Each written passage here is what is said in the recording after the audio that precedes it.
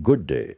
मैं जिगमुंट बाउमन हूँ, एक पोलिश ब्रिटिश समाजशास्त्री जिसकी जिंदगी युद्ध क्षेत्रों, क्रांतियों और आधुनिकता की बदलती लहरों से होकर गुजरी। मैंने केवल दुनिया के बारे में नहीं लिखा, मैंने उसके विघटन और पुनर्निर्माण को जिया।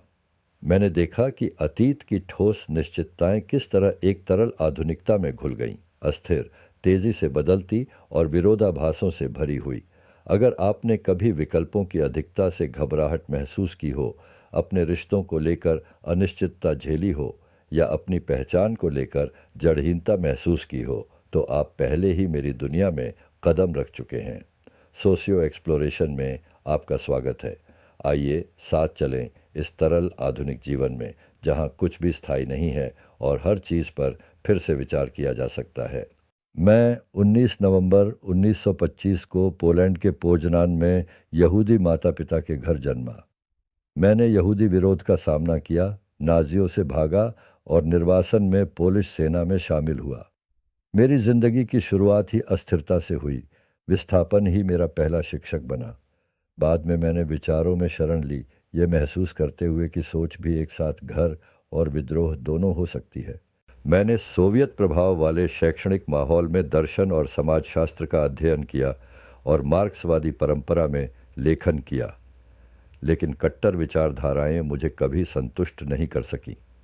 1971 में जब मुझे पोलैंड से यहूदी विरोधी शुद्धिकरण के चलते निष्कासित कर दिया गया, तो मैंने ब्रिटेन में प्रवास किया और खुद को फिर से गढ़ा।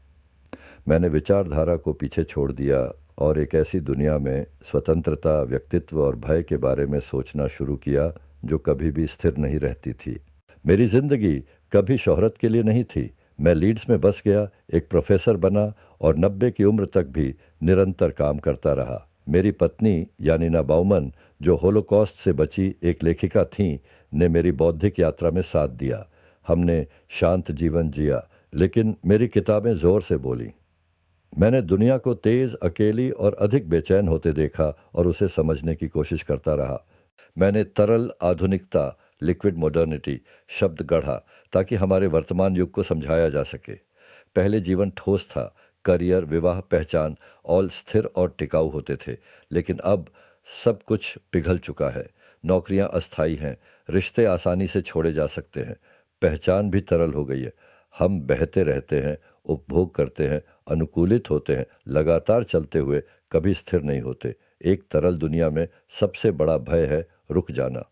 मैंने एक लंबा जीवन जिया, गतिशीलता, सवालों और शब्दों से भरा हुआ। 9 जनवरी 2017 को इंग्लैंड के लीड्स शहर की शांति में मेरा शरीर प्रकृति के अंतिम पड़ाव के आगे झुक गया।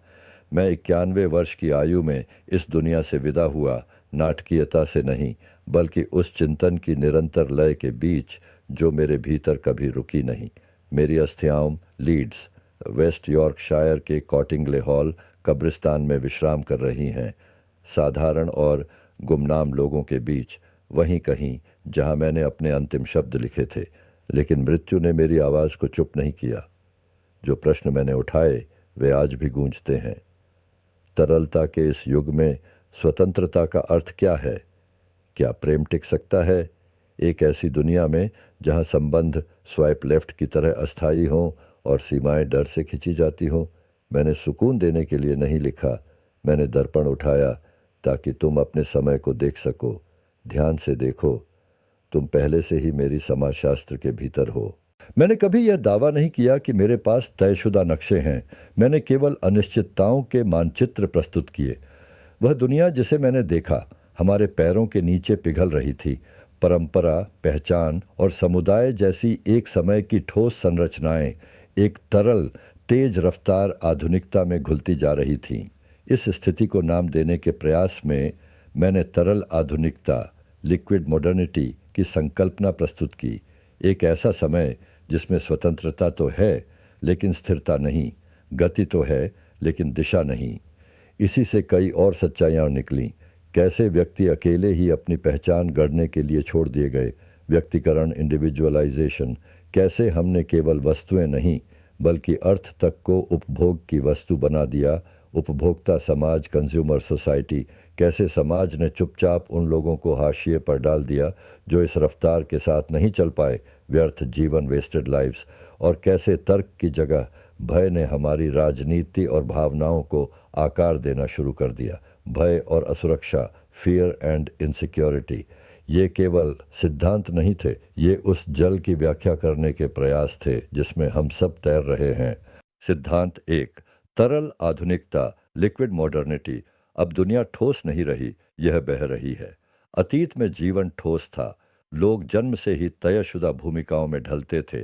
धर्म, वर्ग, समुदाय जैसी संस्थाएं उन्हें ढांचे और स्थिरता प्रदान करती थीं। जीवन की राह पूर्व निर्धारित थी, भले ही वह संकरी हो, लेकिन आज वह स्थिरता घुल चुकी है। अब हम उस युग में जी रहे हैं जिसे मैंने तरल आधुनिकता कहा, एक ऐसा समय जिसमें कुछ भी स्थायी नहीं है। करियर, रिश्ते, यहाँ तक कि पहचान भी लचीली, क्षणिक और बार बार पुनर्निर्मित होती रहती है। यह तरलता हमें आज़ादी तो देती है, लेकिन इसकी एक कीमत है। जब कोई स्थिर आधार नहीं होता तो हम बहने लगते हैं। हमें कहा जाता है, जो बनना चाहो बनो, लेकिन कोई ठोस सहारा नहीं दिया जाता। बदलने, दिखाने और लगातार चुनाव करने का दबाव कभी खत्म नहीं होता। जीवन एक सतत अनिश्चितता की अवस्था बन जाता है, चिंता, अलगाव और अकेलेपन से भरा हुआ। तरल आधुनिकता में हम न तो परंपरा से संचालित होते हैं, न संस्थाओं से। अब हमें अकेले ही इन बदलती धाराओं में तैरना होता है। सिद्धांत दो, व्यक्तिकरण, इंडिविजुअलाइजेशन। तुम अकेले हो, लेकिन यह कभी ऐसा होने के लिए नहीं था। तरल आधुनिकता में समाज तुमसे कहता है कि तुम्हारी जिंदगी की कहानी के लेखक तुम खुद हो। सफलता तुम्हारी जिम्मेदारी, असफलता वह भी तुम्हारी। तुम्हें खुद अपनी पहचान बनानी है, अपनी खुशी ढूंढनी है, अपना रास्ता तय करना है, वो भी अकेले। लेकिन हमेशा ऐसा नहीं था। पहले परिवार, धर्म या समुदाय जैसी संस्थाएं लोगों को एक ढांचा देती थीं, एक सुरक्षा जाल और जुड़ाव की भावना। अब ये संरचनाएं पीछे हट चुकी हैं। हम पहले से कहीं अधिक स्वतंत्र हैं, लेकिन साथ ही पहले से कहीं अधिक अकेले भी। जब चीज़ें बिखरती हैं तो हम खुद को दोष देते हैं, इवन जब असली कारण प्रणालीगत होते हैं। यही है जो मैंने व्यक्तिकरण, इंडिविजुअलाइजेशन कहा। जब सामूहिक समस्याओं का बोझ व्यक्ति के कंधों पर डाल दिया जाता है, ये दिखता है जैसे सशक्तिकरण हो, लेकिन महसूस होता है जैसे छोड़ दिया गया हो। एक ऐसी दुनिया में जहाँ तुमसे कहा जाता है कि तुम कुछ भी बन सकते हो, वहाँ ये महसूस करना बहुत आसान है कि तुम कुछ भी नहीं हो। सिद्धांत तीन, उपभोक्ता समाज, कंज्यूमर सोसाइटी। हम खरीदते हैं इसलिए हम हैं। तरल आधुनिकता के युग में उपभोक्तावाद, कंज्यूमरिज्म केवल एक गतिविधि नहीं है, यह एक अस्तित्व का तरीका बन चुका है। अब हम खुद को उस आधार पर परिभाषित नहीं करते कि हम क्या मानते हैं या समाज में क्या योगदान देते हैं, बल्कि इस आधार पर कि हम क्या खरीदते हैं, क्या पहनते हैं और क्या दिखाते हैं। यहाँ तक कि प्रेम भी अब एक बाजार बन गया है। हम स्वाइप करते हैं, मैच करते हैं, अनमैच करते हैं, इंसानों को भी उत्पादों की तरह ट्रीट करते हैं।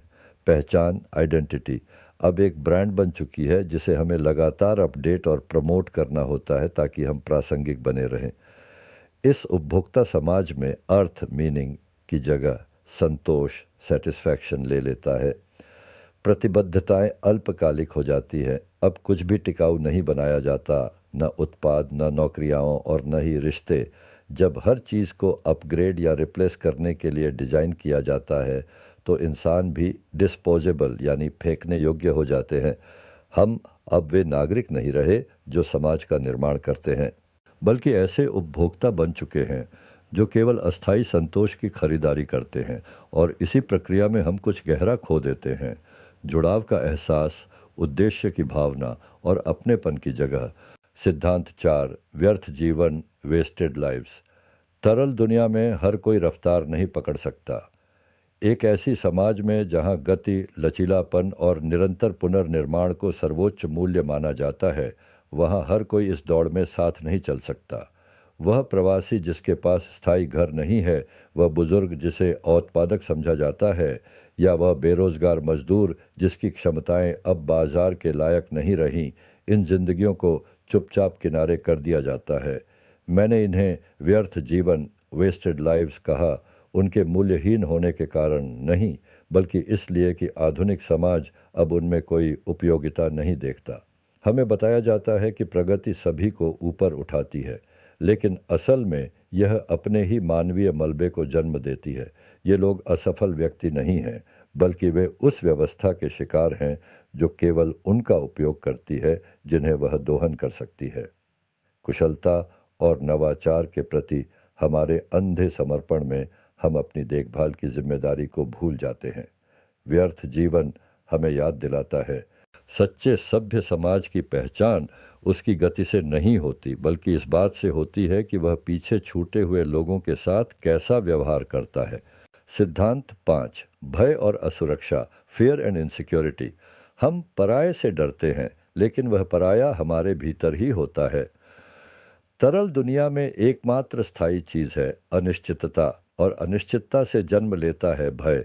हम अपरिचित से डरते हैं, शरणार्थियों से, प्रवासियों से, उनसे जो अलग बोलते हैं, अलग पहनते हैं या अलग विश्वास रखते हैं।